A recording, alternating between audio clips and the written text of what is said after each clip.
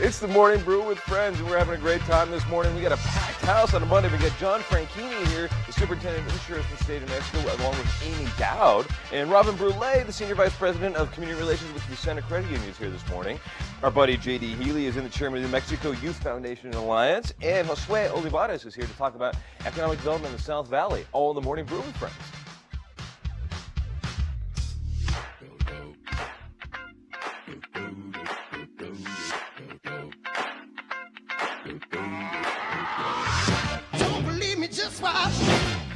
It's the Morning Brew.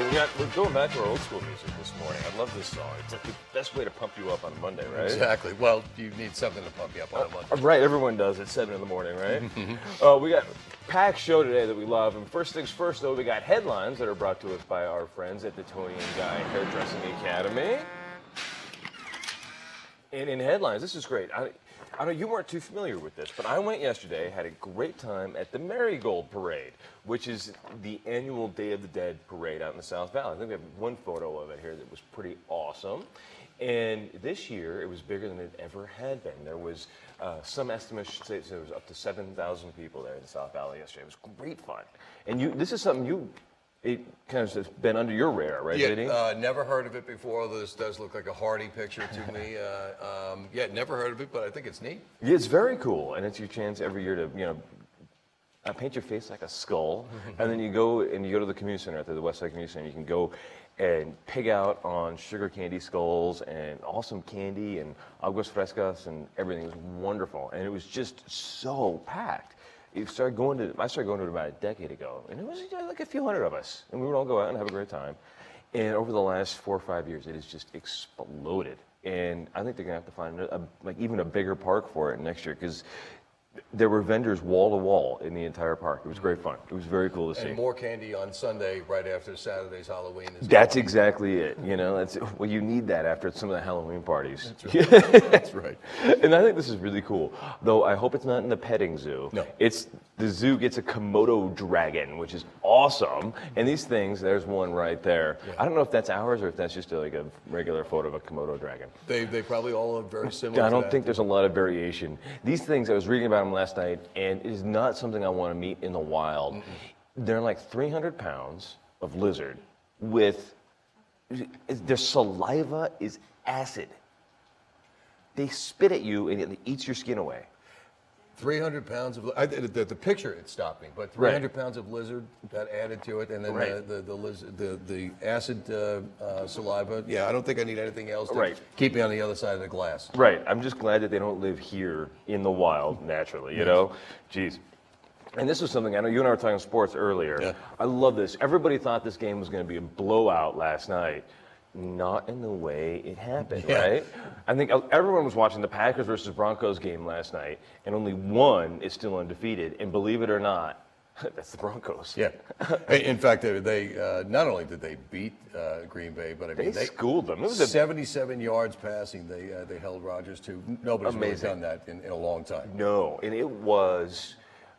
Once Denver got going, they never slowed down. They just kept piling it on and piling it on. It was kind of a beatdown. Well, and I think for Manning, it was a statement game. A lot of people have been talking about, he's old, and he is kind of old for Peyton Manning. Play. Yeah, he's 39 years old, and people say maybe he doesn't have it anymore. I think he saw this as an opportunity to not only prove to the world that he's got it, but I think sort of pump the team up at the right time of the season. Right. Right after the bye week, they had some new plays. He was just hitting, I can't remember the name of the receiver, but there was one guy who was just hitting him every pass. It was amazing. Yeah, it was a big night for them in general, and again, against a powerhouse of Green Bay's big statement. Right. Well, I'm wondering now who's going to, they really have the momentum to go all the way to the Super Bowl now, I think. We'll see what happens. But they're going to have to beat New England, and that's going to be a tough job for anybody. Right. But this was so now we got one. I think it's only one undefeated team left. That's right.